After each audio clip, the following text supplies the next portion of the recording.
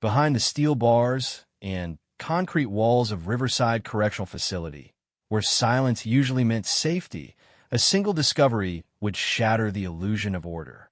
Gar Martinez had walked these corridors for 12 years, seen everything from riots to breakdowns, but nothing could have prepared him for what he found in cell block D that Tuesday morning. What started as a routine inspection would become the catalyst for William Thompson's most dangerous moment.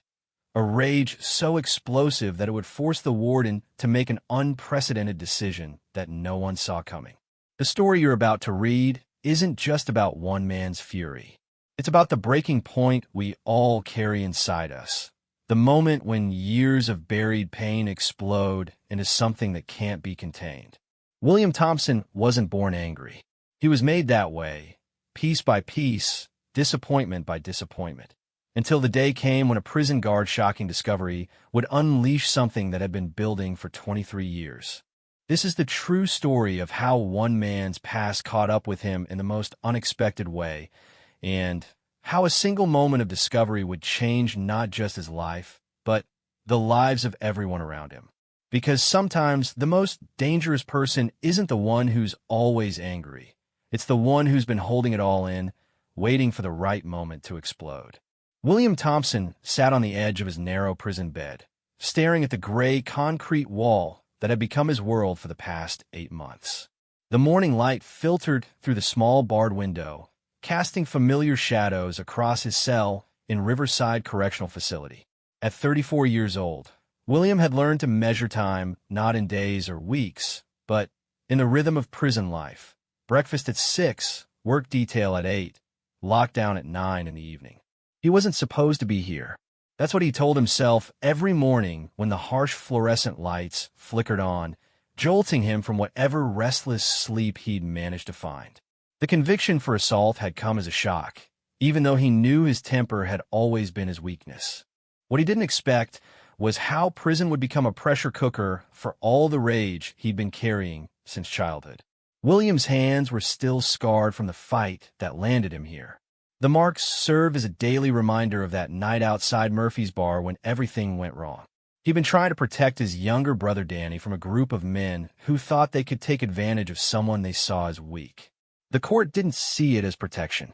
They saw it as violence, and violence meant consequences. Gar Martinez had been watching William closely since his arrival. There was something different about this prisoner. He wasn't like the career criminals or the drug dealers who populated most of cell block D. William kept to himself, followed the rules, and seemed to be serving his time quietly. But Martinez had been working in corrections long enough to recognize the signs of a man holding something back. The way William's jaw tightened during head counts, how his hands clenched in a fist when the other inmates got too loud, the careful way he controlled his breathing when tensions rose in the common area. The other inmates had learned to give William space. Not out of fear exactly, but out of recognition that he was carrying something heavy, something that made even the hardened criminals keep their distance. William appreciated the solitude. It gave him time to think about his life, about the choices that had brought him to this place, and about the family he'd left behind. His mother, Sarah Thompson, visited every 2 weeks without fail. She was 62 years old and had raised William and his 3 siblings as a single parent after their father abandoned the family when William was 12. Sarah worked 2 jobs, cleaning offices at night and stocking shelves at the local grocery store during the day, just to keep food on the table and a roof over their heads. She never complained, never showed the strain, but William could see it in the lines around her eyes and the way her hands shook slightly when she was tired. The abandonment by his father had left deep scars on William. James Thompson had been a construction worker with a drinking problem and a quick temper. William remembered the yelling, the sound of his mother crying behind closed doors, and the day his father simply didn't come home. No explanation, no goodbye, just an empty chair at the dinner table and a silence that seemed to fill every corner of their small apartment. William's brother Danny was only 8 when their father left, too young to understand why Daddy wasn't coming home anymore. William, being the oldest at 12, felt responsible for filling that void. He took on extra chores, walked Danny to school every day, and tried to be the strong one when his mother worked late into the night. But the anger was always there, simmering just below the surface, waiting for the right trigger. School became a battlefield for William. He was a bright kid, naturally good at math and science, but his temper made him a target for bullies and a problem for teachers. When other kids made jokes about his secondhand clothes or his mother's job, William's fists did the talking. By high school, he had a reputation as someone you didn't cross, but it came at a cost. College scholarships went to kids who stayed out of trouble, and William's academic potential was overshadowed by his disciplinary record. After graduation, William found work at a local auto repair shop.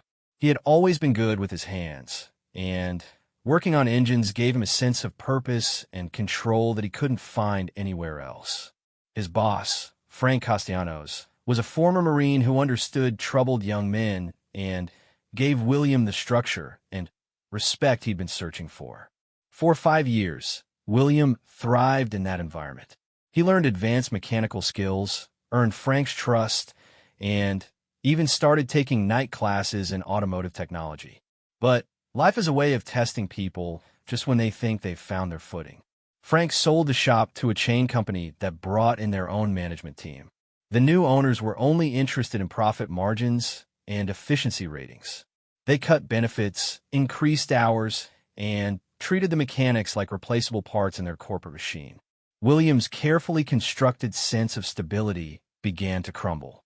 The final blow came when his younger sister Lisa was diagnosed with leukemia. Lisa was 26, a kindergarten teacher with dreams of starting her own family. The medical bills were overwhelming, even with insurance. Sarah was working herself to exhaustion, trying to cover the costs while caring for Lisa during her chemotherapy treatments. William felt helpless watching his family struggle, while he could barely cover his own expenses with his reduced hours at the auto shop. That's when William started taking construction jobs on the weekends, using the skills he'd picked up helping neighbors with home repairs over the years. The extra money helped, but it meant working 7 days a week and getting only 4 or 5 hours of sleep each night. The exhaustion made his temper even shorter, and the stress of watching Lisa get sicker while fighting insurance companies and medical bureaucracy pushed William closer to his breaking point. The night that changed everything started like any other weekend evening. William had finished a 12-hour shift renovating a kitchen and was heading to Murphy's bar for one beer before going home. He found Danny there, looking uncomfortable and surrounded by 3 men William didn't recognize. Danny was 29, but had always been small for his age, and he had a gentle personality that some people mistook for weakness. The men were local drug dealers who thought Danny owed them money for something William later learned was completely fabricated. They were using intimidation tactics, standing too close, making veiled threats, and enjoying the power they had over someone they perceived as defenseless. Danny kept trying to explain that they had the wrong person, but they weren't interested in explanations. William approached the group calmly, asking what the problem was. The leader, a man named Rodriguez who had a reputation for violence, told William to mind his own business. When William explained that Danny was his brother and he wasn't leaving without him, Rodriguez made a mistake that would change all their lives. He put his hands on Danny, shoving him hard enough to knock him off his barstool. The red mist that descended over William's vision was something he'd felt before, but never this intensely. All the years of watching his family struggle, all the nights of worry about Lisa's illness, all the frustration with feeling powerless to protect the people he loved, it all crystallized into a moment of pure rage. William didn't remember throwing the first punch, but he remembered the sound Rodriguez's nose made when it broke, and he remembered the way the man's friends backed away when they realized they weren't dealing with someone they could intimidate. The fight lasted less than 2 minutes, but the damage was extensive. Rodriguez ended up in the hospital with a broken nose, 3 cracked ribs, and a concussion. His friends testified that William had attacked without provocation, conveniently leaving out the part about threatening Danny. The security camera footage was mysteriously unavailable, and Danny's testimony about being threatened was dismissed as biased family loyalty. William's court-appointed lawyer was overworked and underprepared. He advised William to take a plea deal rather than risk a longer sentence if he went to trial. The prosecution painted William as a violent man with anger management issues, using his high school disciplinary record and a few minor altercations from his 20s as evidence of a pattern of behavior. The judge, who was facing re-election on a tough-on-crime platform, sentenced William to 18 months in Riverside Correctional Facility. Now, sitting in his cell 8 months later, William tried to focus on the positive aspects of his situation. His sentence would be up in 10 months if he continued to follow the rules and stay out of trouble. Lisa's treatment was going well, and the doctors were optimistic about her prognosis. His mother was managing better with the financial help from his lawyer, who had connected the family with a charity that assisted with medical expenses for cancer patients. But the anger was still there, maybe even stronger than before. Prison had a way of amplifying every emotion while giving you no healthy outlet for processing them. William spent his days in the prison workshop, rebuilding small engines and fixing equipment for the facility. The work kept his hands busy, but did nothing to quiet his mind. At night, when the cell block settled into an uneasy quiet, William found himself thinking about all the ways his life could have been different if he'd just been able to control his temper. The other inmates had given him a grudging respect. Word had spread about why he was there, and most of the men understood protecting family. Even the guards treated him differently than they treated the career criminals and violent offenders who made up the majority of the prison population. William wasn't a threat to the system. He was just a man who'd made one terrible decision in a moment of overwhelming emotion. Gar Martinez often found himself wondering about William's story. He'd read the case file and talked to the other officers about William's behavior since arriving at the facility. Everything pointed to a man who was fundamentally decent, but carrying too much weight on his shoulders. Martinez had seen it before. Good people who ended up in bad situations because life had pushed them past their limits. What Martinez didn't know was that William's story was about to take another dramatic turn. Hidden in William's personal belongings, brought with him when he was processed into the facility, was a letter that would change everything. It had been sitting unopened in the property storage room for 8 months, waiting for William to be released and claim his possessions. But a routine inspection of stored items was about to bring that letter to light, and with it, a truth that would shatter William's carefully maintained control. The letter was from a private investigator hired by William's Aunt Helen, his father's sister, who had been trying to locate William's family for 2 years. Inside was information about James Thompson, William's father, who had not abandoned his family by choice as William had believed his entire life. The truth was far more complicated and painful than anyone could have imagined. And when William learned what really happened that day, 22 years ago, the rage that he'd been holding back would finally find its target. Gar Martinez had been working the early morning shift when he received orders to conduct a routine inspection of the property storage room. The facility was preparing for a state audit, and all stored prisoner belongings needed to be cataloged and cross-referenced with current inmates. It was tedious work that Martinez usually tried to avoid, but the overtime pay was too good to pass up, especially with his daughter's college tuition due next month. The storage room was a windowless concrete space filled with metal shelving units holding cardboard boxes and plastic bags containing the personal effects of current and former inmates. Each container was labeled with the prisoner's name, booking number, and arrival date. Martinez worked methodically through the alphabetically arranged shelves, checking items against his computer list and making notes about any discrepancies. When he reached the T section, Martinez found William Thompson's box tucked between containers for 2 long-term inmates who had been released years earlier.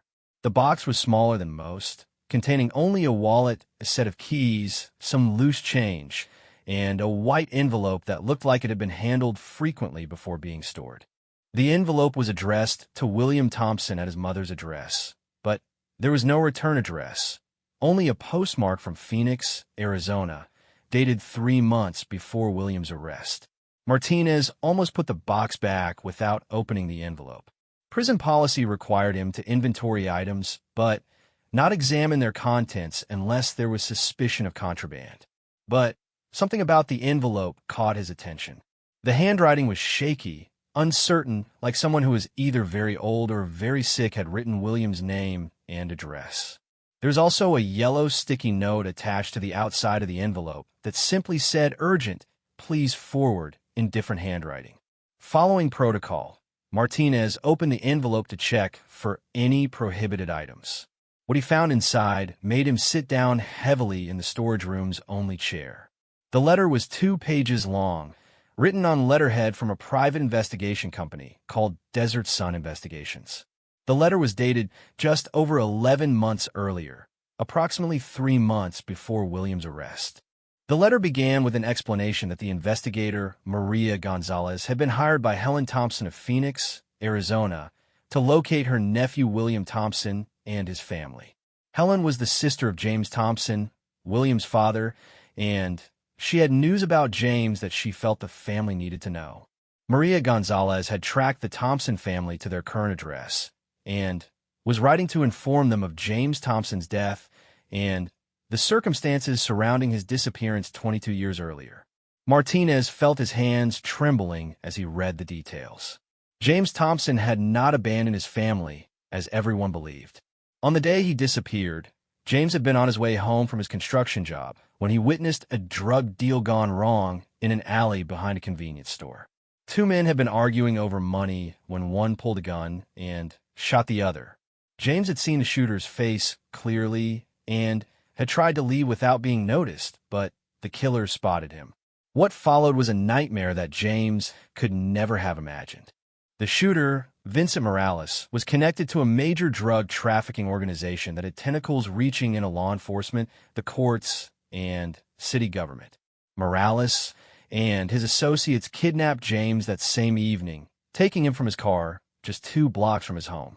They held him for 3 days, torturing him for information about what he had seen and who he might have told. James had given them no information because he hadn't told anyone what he witnessed. He was a simple construction worker who wanted nothing to do with drug dealers or violence. But Morales and his crew didn't believe him. They were convinced that James was either working with law enforcement or planning to sell his information to rival drug organizations. The torture continued for 3 days before James managed to convince them that he was no threat. Instead of killing him, which would have been the typical response, Morales made James an offer that was really an ultimatum.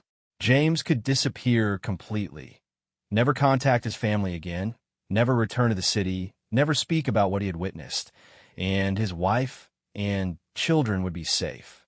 Or Morales would kill James and then systematically murder Sarah and each of the children to eliminate any possible witnesses or sources of future problems. To prove that this wasn't an empty threat, Morales had his men drive James past his home, his wife's workplace, and his children's school. They showed him photographs of Sarah walking to work, pictures of William and his siblings playing in their yard, and detailed information about their daily routines. The message was clear. James's family was being watched, and their safety depended on his compliance.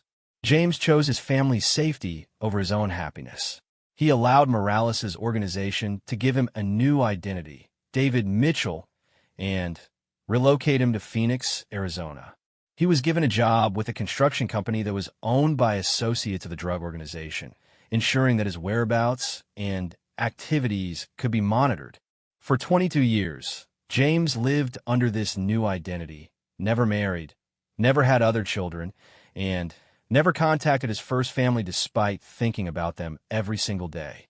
The letter explained that James had developed lung cancer 2 years earlier, likely from asbestos exposure during his construction work. As his condition worsened and he realized he was going to die, James had hired Maria Gonzalez to locate his family and deliver a message after his death. He wanted them to know that he had never stopped loving them and that leaving them was the hardest thing he had ever done. Most importantly, He wanted them to understand that he hadn't chosen to abandon them. He had chosen to protect them. James had died 6 months before the letter was written, alone in a Phoenix hospital room, clutching a photograph of his family that he had carried with him for over 2 decades. His sister Helen had been his only contact with his past life, and she had promised to make sure his family learned the truth about his disappearance and his death. The letter included copies of James's medical records, his false identity documents, and a detailed statement from a former associate of Vincent Morales who had agreed to corroborate the story in exchange for immunity from prosecution. Martinez set the letter down and tried to process what he had just read. William Thompson had spent 22 years believing that his father had abandoned the family, carrying anger and resentment that had shaped his entire life. The rage that had led to his conviction and imprisonment was built on a foundation of lies and misunderstanding. His father hadn't been a coward or a deadbeat. He had been a hero who sacrificed his own happiness to keep his family safe. The guard knew that this information would devastate William, but it might also provide him with some peace. Understanding the truth about his father's disappearance wouldn't change William's current situation, but it might help him find a way to forgive both his father and himself. Martinez also realized that this information could be dangerous. If Vincent Morales or his organization was still operating, and if they learned that James Thompson's family now knew the truth, William and his family could be in danger. Martinez made a decision that went against prison protocol, but felt morally necessary. Instead of simply adding the letter to William's property inventory and waiting for his release, Martinez decided to deliver the letter immediately. William had a right to know the truth about his father, and Martinez sensed that this information might be crucial for William's mental health and rehabilitation. That afternoon, during the regular mail distribution time, Martinez approached William's cell. William was lying on his bed, reading a book about automotive repair that he'd borrowed from the prison library.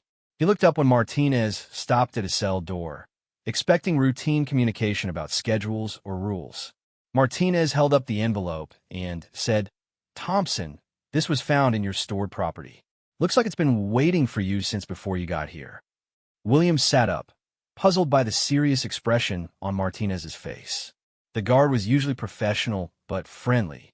Today he seemed troubled, almost reluctant to hand over the envelope. William took the letter and looked at the postmark and the unfamiliar handwriting. He had no idea who would be writing to him from Phoenix, Arizona, and he couldn't imagine what news might be urgent enough to warrant the sticky note requesting forwarding. Martinez lingered for a moment, as if he wanted to say something more, but then continued with his rounds.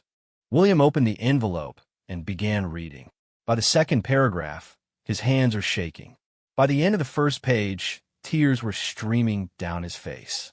By the time he finished the letter, William Thompson was experiencing an emotional earthquake that threatened to bring down everything he thought he knew about his life, his family, and himself. The anger he had carried for over 2 decades suddenly had nowhere to go. The father he had hated for abandoning them had actually sacrificed everything to protect them.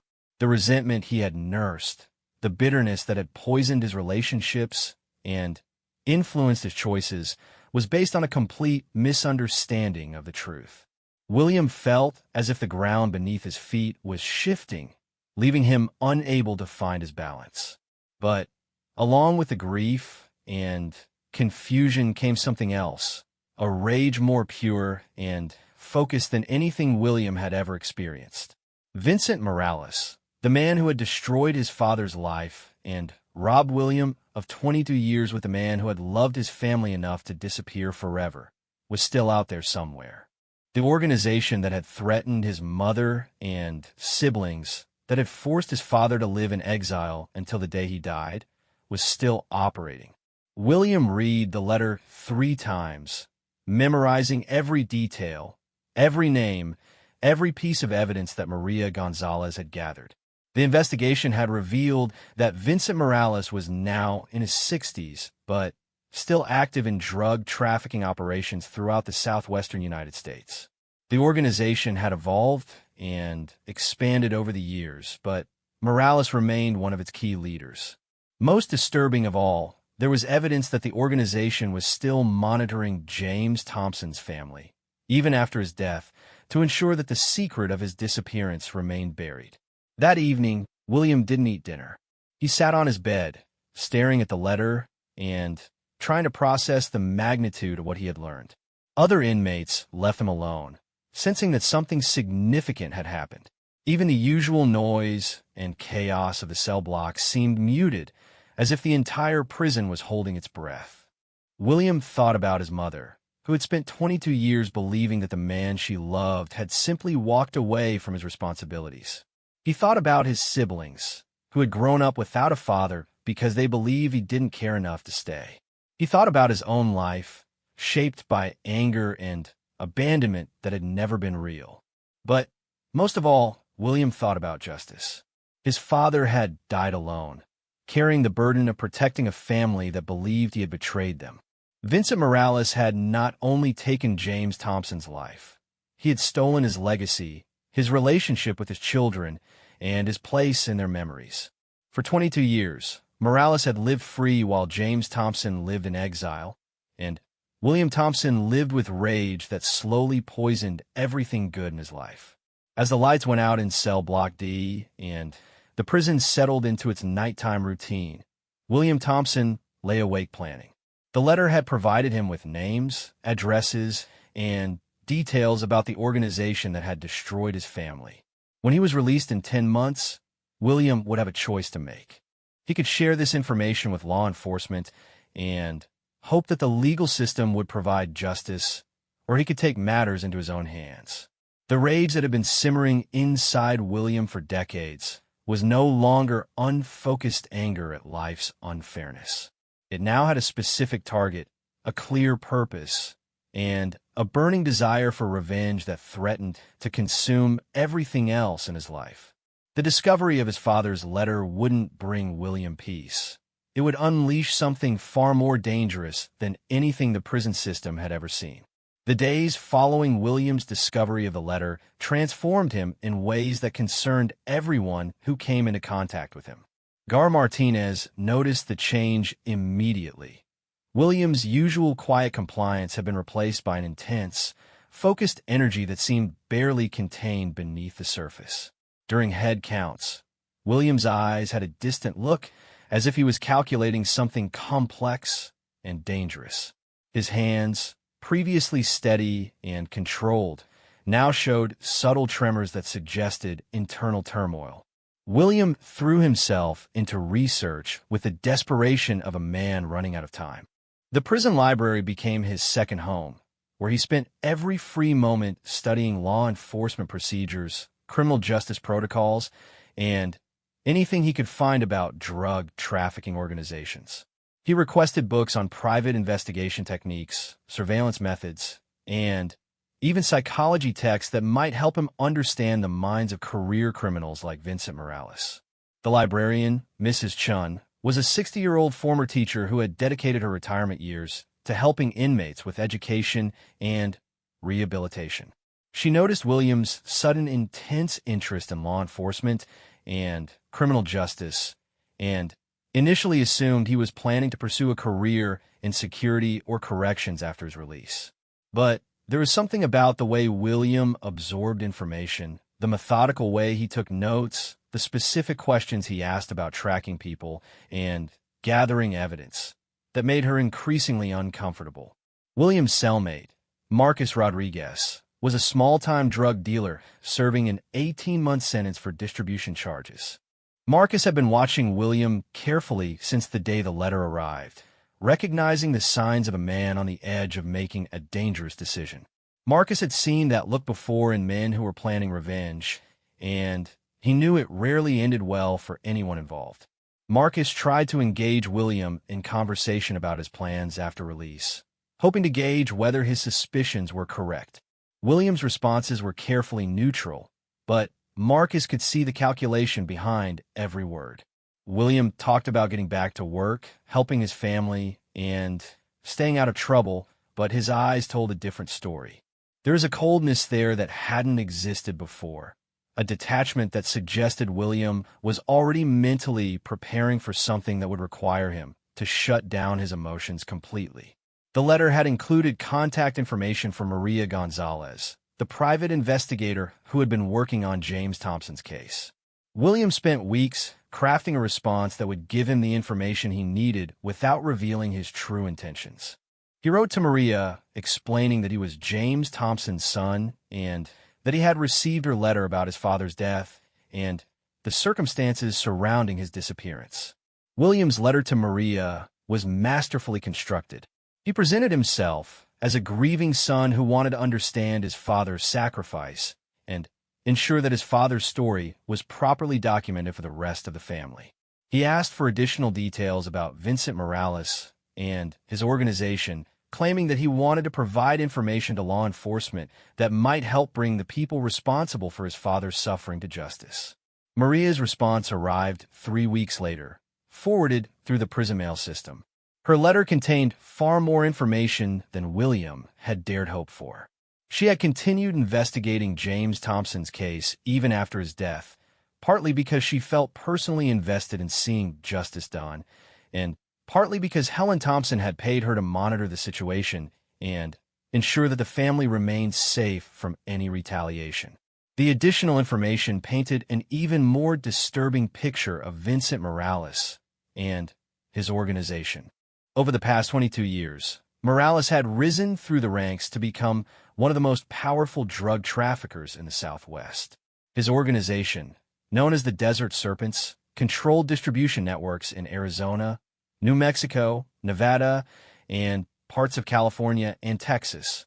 They were known for their extreme violence against anyone who crossed them and their long memory for perceived slights or threats.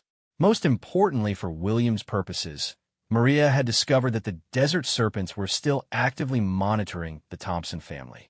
They had people who conducted periodic surveillance of Sarah Thompson, William's siblings, and their extended family members. The organization considered the Thompson family an ongoing security risk because of James's knowledge of their operations and his potential to have shared information before his death. This revelation sent William's rage to new heights. Not only had Morales destroyed his father's life, but the organization was still treating his family as potential threats more than 20 years later. His mother, his siblings, even his nieces and nephews were living under the watchful eyes of dangerous criminals who might decide at any moment that the Thompson family knew too much to be allowed to live in peace. Maria's letter also contained current intelligence about Vincent Morales' whereabouts and activities. He lived in a heavily fortified compound outside Tucson, Arizona, surrounded by armed guards and sophisticated security systems. He rarely left the compound except for business meetings with other high-level criminals, and when he did venture out, he traveled with a convoy of armed bodyguards. Getting close to Morales would require careful planning, extensive resources, and a willingness to accept extremely high risks. But Maria had also discovered a potential weakness in Morales' security. Every month, Morales visited his elderly mother at a nursing home in Phoenix. The visits followed a predictable pattern. He arrived alone except for a single bodyguard, stayed for exactly 1 hour, and left using the same route each time. The nursing home was located in a middle-class neighborhood with limited security and multiple escape routes for someone who knew the area well. William studied this information obsessively, memorizing street layouts, timing patterns, and security procedures. He began developing a plan that was both audacious and surprisingly feasible. If he could position himself correctly, he could intercept Morales during one of these visits and, finally, confront the man who had destroyed his father's life and continued to threaten his family's safety. The plan that evolved in William's mind was not simply about revenge, though revenge was certainly a major component. William convinced himself that he was planning a preemptive strike to protect his family from an ongoing threat. As long as Vincent Morales was alive and leading the Desert Serpents, the Thompson family would never be truly safe. Morales had already demonstrated his willingness to destroy lives to protect his secrets, and there was no reason to believe he wouldn't eventually decide that the Thompson family had become too much of a liability to ignore. William's behavior in prison became increasingly erratic as his release date approached. He stopped participating in group activities, avoided conversations with other inmates, and spent most of his time working out or reading in solitude. The prison counselor, Dr. Patricia Williams, tried to engage William in discussions about his post-release plans and his adjustment to civilian life, but Williams' responses were superficial and evasive. Dr. Williams had been working in correctional psychology for 15 years, and she recognized the signs of an inmate who was planning something dangerous. Williams' psychological profile suggested a man who was highly intelligent, extremely disciplined, and capable of sustained anger that could motivate destructive behavior. His crime, attacking someone who had threatened his brother, demonstrated his willingness to use violence to protect family members, and his current mental state suggested that this protective instinct had evolved into something much more dangerous. The counselor tried several approaches to reach William and understand what was driving his obvious distress. She scheduled individual therapy sessions, arranged for him to speak with a chaplain, and even contacted his family to ask about any external stressors that might be affecting his mental state. But William had become expert at presenting a facade of stability while hiding his true thoughts and intentions. Sarah Thompson visited her son every 2 weeks, faithfully making the 3-hour drive from their hometown to Riverside Correctional Facility. During recent visits, she had noticed changes in William that concerned her deeply. He seemed distracted, almost impatient with their conversations, and he asked unusual questions about the family's daily routines and whether she had noticed anyone paying unusual attention to them.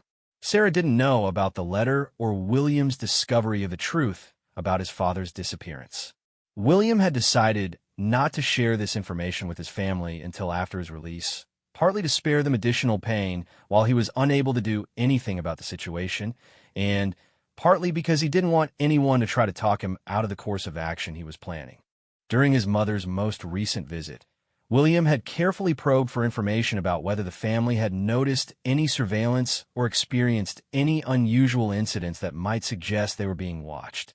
Sarah mentioned that she had occasionally noticed the same car parked on their street for several days in a row, and that a man had come to the house claiming to be conducting a survey about neighborhood safety, but she had assumed these were normal occurrences in their changing neighborhood. For William, these details were confirmation that Maria Gonzalez's intelligence was accurate. The Desert Serpents were indeed still monitoring his family, and they had been doing so right under his mother's nose for years.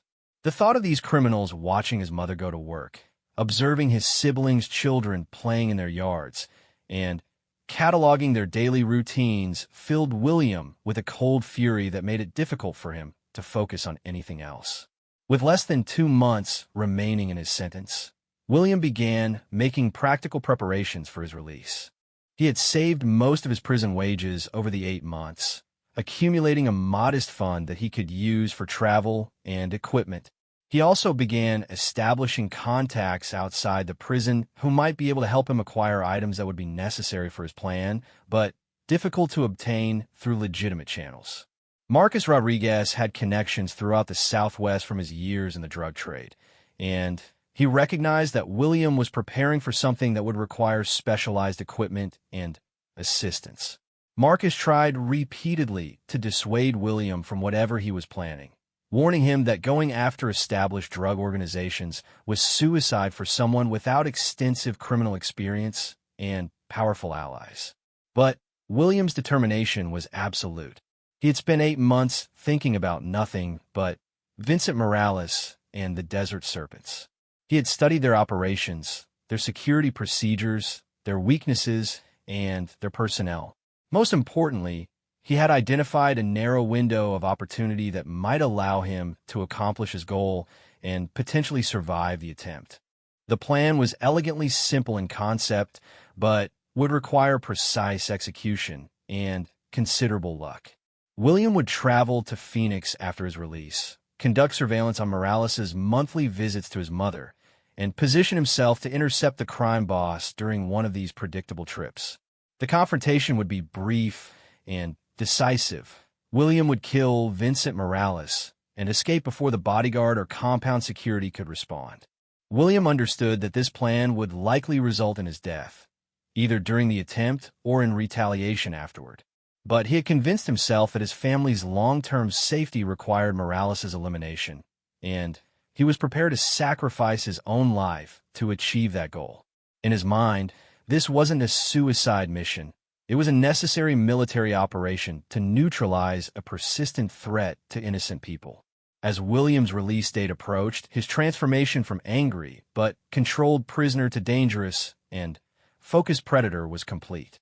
He had spent months channeling his grief, rage, and protective instincts into a single-minded pursuit of vengeance that had consumed every other aspect of his personality. The discovery of his father's letter hadn't brought William peace or closure. It had turned him into something the prison system had never encountered before, a man with nothing left to lose, and a target that represented everything he had ever hated about the world's capacity for cruelty and injustice. 3 days before William's scheduled release, Gar Martinez made a decision that would change the trajectory of everything that followed. He had been watching William's transformation over the months since delivering the letter, and what he saw disturbed him deeply. The quiet, controlled man who had entered prison 8 months earlier had been replaced by someone whose carefully contained intensity suggested violence waiting to explode. Martinez had served 2 tours in Afghanistan before joining the corrections department, and he recognized the signs of someone preparing for combat. William's physical conditioning had intensified to an almost obsessive level. He spent hours each day doing bodyweight exercises in his cell, practicing movements that looked more like combat training than general fitness. His eating habits had changed too. He consumed his meals with mechanical efficiency, as if food was simply fuel for a body being prepared for a specific task. More troubling were the subtle behavioral changes that only someone with Martinez's experience would notice. William had begun moving differently, with the fluid awareness of someone constantly evaluating his environment for threats and opportunities. His conversations with other inmates and staff had become carefully scripted, as if he was practicing maintaining a false identity. Most significantly, William had developed what Martinez recognized as the 1,000-yard stare, the distant, calculating gaze of someone who had already mentally separated himself from normal social connections. Martinez had seen this transformation before in soldiers who were preparing for dangerous missions, but those men had training, support, and clear objectives that served larger purposes. William appeared to be preparing for something equally dangerous, but completely solitary, and Martinez suspected that whatever William was planning would end badly for everyone involved. The guard had wrestled with his conscience for weeks before finally deciding to act on his concerns. Prison policy strictly prohibited sharing information about an inmate's personal correspondence or interfering with their rehabilitation process, but Martinez felt that William's current mental state posed a genuine threat to public safety.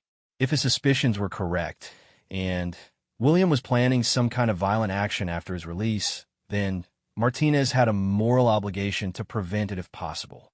Martinez scheduled a meeting with Warden Patricia Collins, a 30-year veteran of the corrections system who was known for her practical approach to inmate management and her ability to make difficult decisions under pressure. Collins had noticed William's behavioral changes in her monthly reviews, but had assumed they were normal pre-release anxiety combined with adjustment issues related to his family situation. When Martinez explained his observations and concerns, Collins initially dismissed them as speculation based on incomplete information. William had been a model prisoner with no disciplinary infractions, and his psychological evaluations showed normal adjustment patterns. But as Martinez detailed the specific changes he had observed, the combat-style training, the surveillance awareness, the emotional detachment, Collins began to take his concerns more seriously. The warden requested William's complete file, including his correspondence logs, psychological evaluations, and behavioral reports. What she found supported Martinez's assessment. William's incoming mail showed communication with a private investigator. His library records indicated extensive research into law enforcement and criminal justice procedures, and his psychological profile suggested a man capable of sustained, goal-oriented violence under the right circumstances. Collins faced a difficult decision. She had no legal authority to extend William's sentence based on speculation about his future actions, and his behavior in prison provided no grounds for disciplinary action. But if Martinez's assessment was correct, releasing William without intervention could result in violence against unknown targets for unknown reasons. The warden decided to take an unprecedented step that would violate several prison policies, but might prevent a tragedy. Collins authorized Martinez to conduct an informal interview with William, ostensibly as part of routine pre-release counseling, but actually to assess his mental state and try to determine his post-release intentions. Martinez was instructed to be supportive and non-confrontational, encouraging William to discuss his plans and concerns without revealing the true purpose of the conversation. The interview took place in a small conference room normally used for legal meetings. Martinez began by congratulating William on his successful completion of his sentence and asking about his preparations for returning to civilian life. William's responses were appropriate but carefully rehearsed, touching on his plans to find work, reconnect with his family, and avoid the situations that had led to his incarceration. But as the conversation continued, Martinez began probing more deeply into William's emotional state and his feelings about the events that had brought him to prison. When he mentioned the letter from Phoenix that had been found in William's stored property, he saw a flash of something dangerous in William's eyes before the careful mask returned. William acknowledged receiving additional information about his father's death, but claimed that learning the truth had brought him peace and closure. He said he was grateful to finally understand what had really happened and that he planned to share this information with his family after his release. When Martinez asked if William had any interest in pursuing justice through law enforcement channels, William's response was too quick and too emphatic to be entirely convincing. The conversation continued for nearly an hour, with Martinez carefully steering the discussion toward William's feelings about the people who had been responsible for his father's suffering. William's responses became increasingly tense, and Martinez could see the effort it was taking for him to maintain his composed facade. By the end of the interview, Martinez was convinced that his worst fears were correct. William was planning to take violent action against the people mentioned in the investigator's letter. Martinez reported his conclusions to Warden Collins, who faced an impossible situation. She had a prisoner who had committed no violations and deserved to be released as scheduled, but she also had credible evidence that this release might lead to violence against unknown victims. Collins considered several options, including referring William for extended psychological evaluation, contacting law enforcement agencies in Arizona, or somehow delaying his release pending further investigation. But Collins also understood that William's constitutional rights were at stake. He had served his sentence according to the terms of his conviction, and speculation about his future actions, no matter how well-founded, did not justify continued imprisonment. Any attempt to extend his incarceration would likely result in legal challenges that the prison system would lose, potentially exposing the facility to lawsuits and federal oversight. After consulting with the prison's legal counsel and the state corrections department, Collins made a decision that balanced her concerns about public safety with William's rights as an inmate approaching his legal release date. She would release William as scheduled, but would simultaneously alert law enforcement agencies in Arizona about the potential threat he might represent. Collins contacted Detective Sarah Martinez of the Phoenix Police Department, explaining the situation and sharing the available information about William's case, his correspondence with the private investigator, and the concerns raised by corrections staff. Detective Martinez was intrigued by the case, particularly the information about Vincent Morales and the Desert Serpents organization, which had been on law enforcement radar for years without sufficient evidence to pursue prosecution. The detective agreed to monitor Williams' activities if he traveled to Arizona and to investigate the claims made in the private investigator's letter about James Thompson's disappearance and death.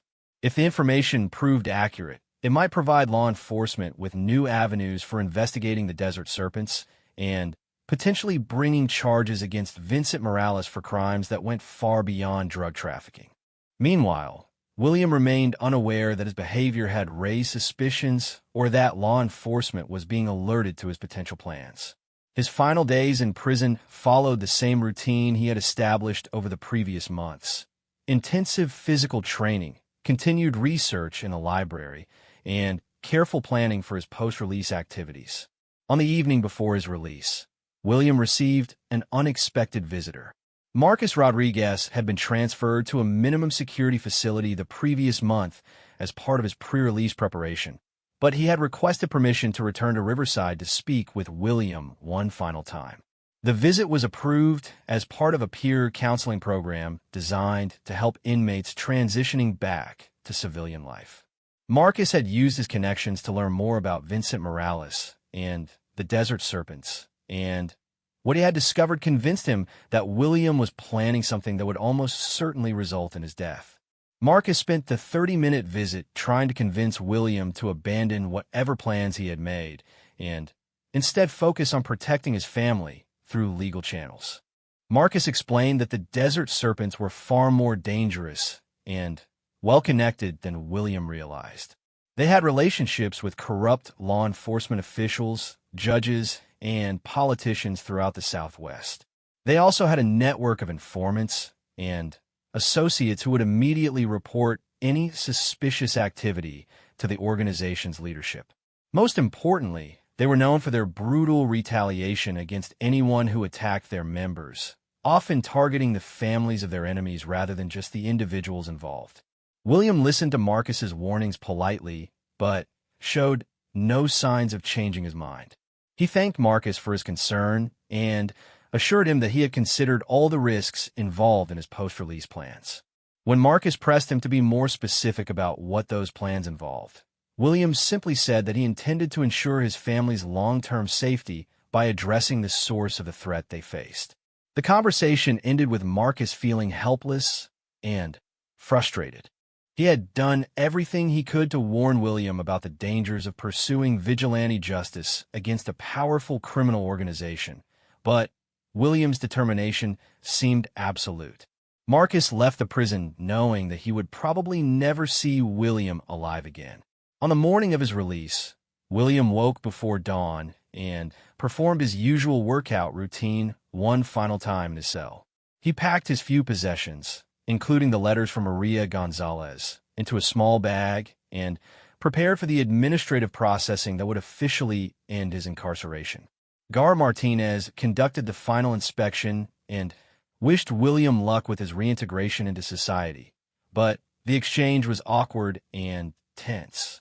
The release process took several hours, involving paperwork, the return of personal property, and meetings with a parole officer who would supervise William's post-release activities. William signed all the required documents and agreed to all the standard conditions of his supervised release, including regular check-ins, employment verification, and restrictions on his travel outside the state without permission.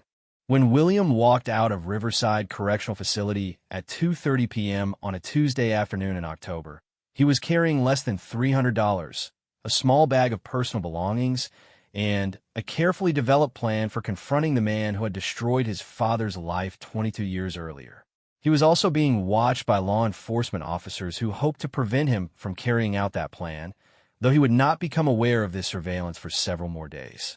William's first stop was a truck stop 10 miles from the prison, where he used a payphone to call his mother and let her know he had been released. The conversation was brief and emotional. Sarah Thompson had been counting down the days until her son's release, and hearing his voice as a free man brought tears of relief and joy. William promised to be home within a few days, but explained that he had some business to take care of first. What Sarah Thompson didn't know was that her son had no intention of coming home until he had settled the score with Vincent Morales, and there was a very real possibility that he would never come home at all. William had spent months preparing for a confrontation that he understood might be his last act as a free man, and nothing, not law enforcement surveillance, not the warnings from Marcus Rodriguez, not even his love for his family, was going to deter him from pursuing what he saw as necessary justice. William's journey from the truck stop to Phoenix took him through 3 states over 4 days, a deliberately circuitous route designed to make surveillance difficult and give him time to prepare mentally for what he planned to do. He traveled by bus, paying cash, and using fake identification that Marcus Rodriguez had helped him obtain through connections made during their time together in prison. William understood that law enforcement might be watching for him, though he didn't yet realize the extent of the surveillance operation that had been organized around his release. Detective Sarah Martinez of the Phoenix Police Department had assembled a small team of investigators to monitor William's activities and gather intelligence about the claims made in Maria Gonzalez's letters about James Thompson and Vincent Morales. The team included specialists in organized crime, surveillance, and crisis intervention, all working under the assumption that William represented both a potential threat to public safety and a possible source of information about criminal activities that law enforcement had been trying to penetrate for years. The detectives' initial investigation into Maria Gonzalez's claims had yielded disturbing confirmations. James Thompson had indeed disappeared 22 years earlier under circumstances that were never adequately explained by local law enforcement. Vincent Morales was a known figure in drug trafficking circles, and the Desert Serpents organization had been linked to numerous unsolved crimes throughout the Southwest. Most significantly, Detective Martinez had discovered evidence suggesting that corruption within law enforcement agencies had allowed the Desert Serpents to operate with near impunity for over 2 decades. When William finally arrived in Phoenix, he checked into a budget motel under his false identity and began the surveillance phase of his plan. Using information provided by Maria Gonzalez and supplemented by his own careful observation, William confirmed the patterns of Vincent Morales' monthly visits to his mother at the Sunset Manor nursing home. The visits occurred on the second Tuesday of each month, always between 2 o'clock and 3 p.m., and followed the same route through suburban Phoenix neighborhoods. William spent a week studying the area around the nursing home, identifying potential ambush points, escape routes, and security vulnerabilities. He discovered that Morales typically arrived in an armored SUV accompanied by a single bodyguard, who remained with the vehicle while Morales spent exactly 1 hour with his mother. The nursing home had minimal security beyond the standard visitor check-in procedures, and the neighborhood offered multiple concealment opportunities for someone willing to wait patiently. What William didn't know was that his surveillance activities had been detected by both law enforcement and the Desert Serpent organization. Detective Martinez's team had been monitoring the area around Sunset Manor since learning about Morales' visitation pattern, and they had quickly identified William when he began conducting his reconnaissance. Simultaneously, the Desert Serpent security network had noticed the unusual interest in their leader's movements and had begun their own counter-surveillance operation. Vincent Morales was now 63 years old, a grandfather who still commanded one of the most feared criminal organizations in the American Southwest. Despite his age, he remained sharp, ruthless, and paranoid about security threats. When his security chief informed him that someone was conducting surveillance around his mother's nursing home, Morales immediately suspected that law enforcement was preparing some kind of operation against him. The crime boss ordered increased security around the nursing home and postponed his next scheduled visit while his organization investigated the source of the surveillance. What they discovered intrigued and concerned Morales in equal measure. The person watching the nursing home was William Thompson, the son of James Thompson, the construction worker whose disappearance Morales had orchestrated over 20 years earlier. Morales had assumed that the Thompson family had long since forgotten about James and moved on with their lives. The fact that one of James's sons was now conducting surveillance suggested that the family had somehow learned the truth about what had happened, which represented a significant security threat to Morales and his organization. The crime boss faced a decision. He could eliminate William Thompson as a precaution, or he could use this situation to finally close the book on a loose end that had been concerning him for over 2 decades. On the second Tuesday of November, exactly 1 month after William's release from prison, Vincent Morales decided to proceed with his scheduled visit to his mother despite the known surveillance. However, instead of following his usual pattern, Morales arranged for a surprise that would test William's commitment to his planned course of action and potentially provide an opportunity to eliminate the threat he represented. William had positioned himself in an alley adjacent to the nursing home parking lot, armed with a pistol he had acquired through contacts provided by Marcus Rodriguez. His plan was simple. When Morales emerged from his visit and walked to his vehicle, William would step out of the alley and shoot him at close range before the bodyguard could react. The plan relied on surprise, speed, and William's willingness to accept almost certain death in the confrontation that would follow. At 2:15 p.m., an armored SUV pulled into the nursing home parking lot, following the expected pattern. William watched as a bodyguard emerged from the driver's seat and scanned the area before opening the rear passenger door. But instead of Vincent Morales, the person who stepped out of the vehicle was Detective Sarah Martinez of the Phoenix Police Department, wearing a bulletproof vest and accompanied by 2 other officers. The detective walked directly toward William's position in the alley, speaking loudly enough for him to hear clearly. "William Thompson, my name is Detective Sarah Martinez with the Phoenix Police Department. I know you're there, and I know why you're here. I also know that if you proceed with your plan, you're going to die, and your family is going to suffer consequences that you can't imagine. I'm here to offer you an alternative." William remained hidden, but kept his hand on the pistol, unsure whether this was a trap or a genuine attempt at intervention. Detective Martinez continued speaking, explaining that law enforcement had been monitoring his activities since his release from prison, and that they were aware of his correspondence with Maria Gonzalez and his discovery of the truth about his father's disappearance. The detective revealed that Vincent Morales was also aware of William's presence and had been planning to kill him during today's visit. The only reason William was still alive was that law enforcement had intercepted Morales' plan and convinced him to cooperate with an operation that would serve both of their interests. Morales wanted the threat represented by the Thompson family eliminated permanently, and law enforcement wanted evidence that could be used to prosecute the Desert Serpents organization. Detective Martinez proposed a deal that was both dangerous and potentially beneficial for all parties involved. William would agree to work as an informant, using his connection to the Thompson family case to gather intelligence about the Desert Serpents organization. In exchange, law enforcement would provide protection for William's family and work to build a case against Vincent Morales that could result in his imprisonment for James Thompson's kidnapping and the numerous other crimes committed by his organization over the years. William emerged from the alley with his hands visible, but still armed, maintaining a defensive position while he evaluated the detective's proposal.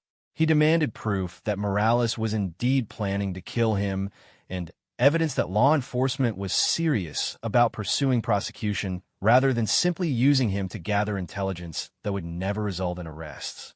Detective Martinez provided documentation showing that the Desert Serpents had been planning to ambush William during his expected attack on Morales, and she explained that multiple law enforcement agencies were now involved in investigating the organization based on the information provided by Maria Gonzalez's research into James Thompson's disappearance. The case had grown beyond a simple revenge scenario into a major organized crime investigation with potential implications for corruption cases throughout the Southwest. The negotiation continued for over an hour, with William gradually accepting that his original plan had no realistic chance of success and that cooperation with law enforcement might provide a better opportunity for achieving justice for his father. Detective Martinez emphasized that his choice was essentially between certain death in a futile attack on Morales or uncertain success in a complex operation that might result in the destruction of the entire Desert Serpents organization. Williams' decision to cooperate was influenced by several factors beyond the immediate threat to his own life.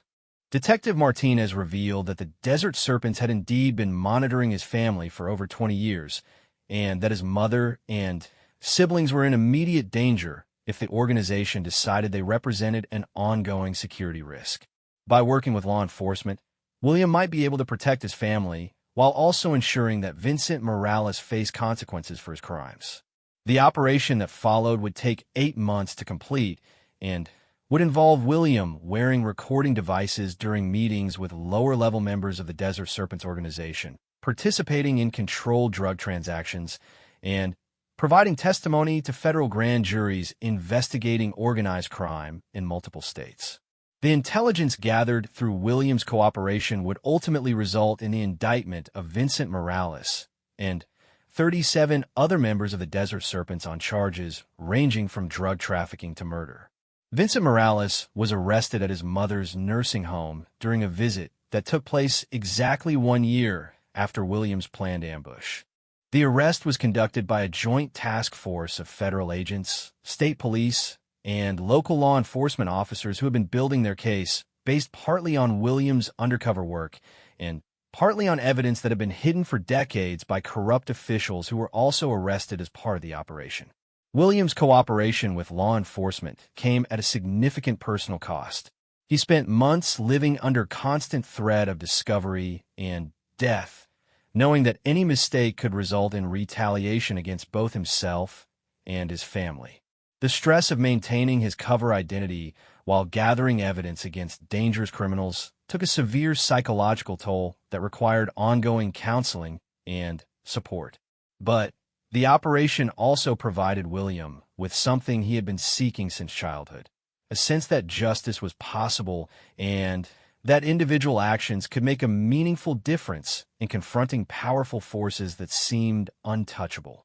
The anger and rage that had driven him to plan violence against Vincent Morales was gradually channeled into more constructive purposes as he saw the impact of systematic law enforcement efforts against organized crime. When Vincent Morales was finally sentenced to life in prison without possibility of parole, William was present in the courtroom as both a witness and a victim's family member. The judge specifically mentioned James Thompson during the sentencing hearing, acknowledging that his forced disappearance had separated him from his family for over 2 decades and had contributed to a cycle of pain and anger that had nearly resulted in additional violence. In the months following Morales' conviction, William worked with Maria Gonzalez to establish a foundation dedicated to helping families locate missing relatives who had disappeared due to criminal activity. The foundation provided investigative services, legal support, and counseling for families dealing with the uncertainty and grief associated with unexplained disappearances. William's story became a cautionary tale about the long-term consequences of criminal activity and the importance of addressing root causes of violence rather than simply responding to its symptoms. His transformation from a man planning revenge to someone working for systematic change demonstrated that even the most consuming anger could be redirected toward constructive purposes when the right support and opportunities were provided. The discovery of his father's letter in the prison storage room had indeed unleashed William's rage, but the intervention of law enforcement and his decision to cooperate with the investigation had channeled that rage toward achieving the justice he had been seeking all along. Vincent Morales would spend the rest of his life in prison. The Desert Serpents organization was dismantled, and the Thompson family was finally safe from the threat that had shadowed them for over 20 years. William's rage had been unleashed, but it had ultimately served the cause of justice rather than contributing to the cycle of violence that had destroyed so many lives.